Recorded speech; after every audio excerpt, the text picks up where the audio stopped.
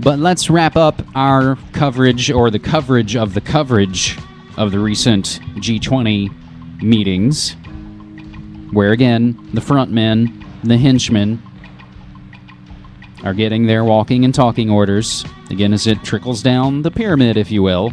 Toronto police rough up journalists and arrest peaceful protesters at G20. This from Raw Story, as further documentation from thestar.com, videos on YouTube, cp24.com, as well as Twitter feeds and all of that.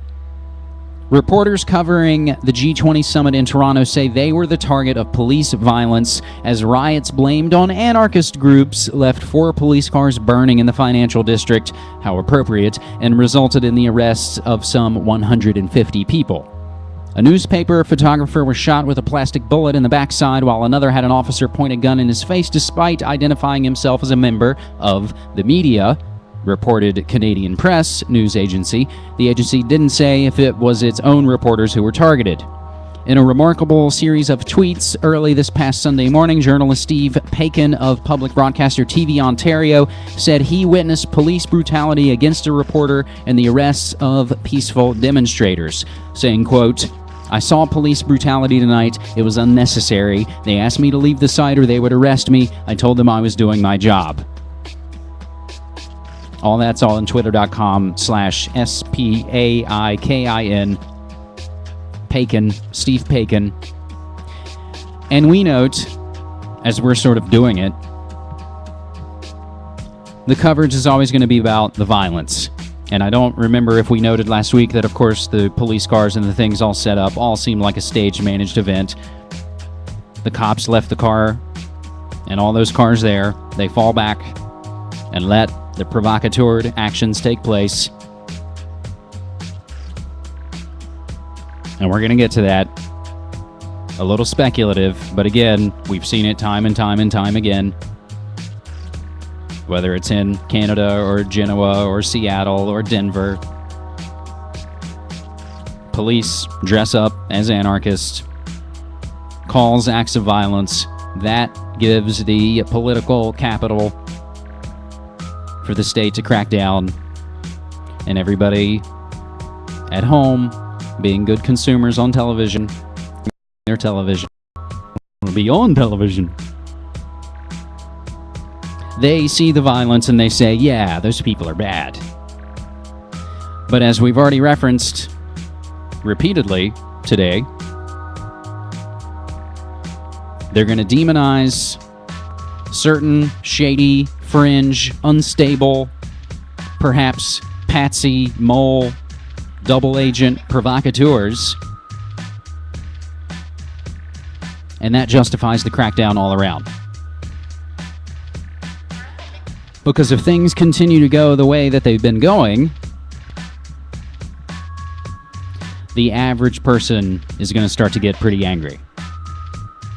As we track the econo crash with the latest updates and headlines on the new financial world order coming up.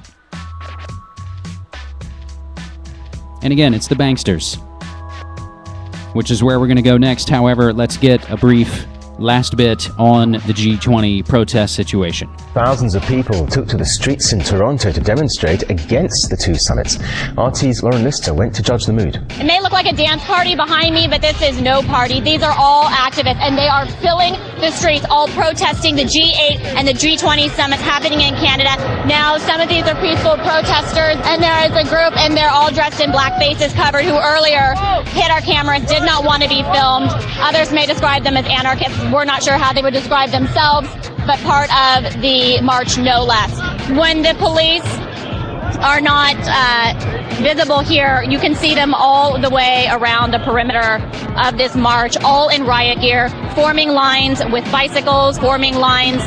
They've been marching for hours. They have not made it to the convention center yet, where the summit is taking place, which you may recall is guarded by a 5-mile-long or kilometer-long fence that's 12 feet high to guard from any kind of protesters to get over into actually where the summit takes place. People bearing signs, yelling at the police, and we will continue to bring the latest. From Toronto, Canada, I'm Lauren Lister, RT. So there you have it. It's all about the violence that happens, not about what they're talking about, not about the grievances that people have. Just like Clyde Lewis says, the pledge of a grievance.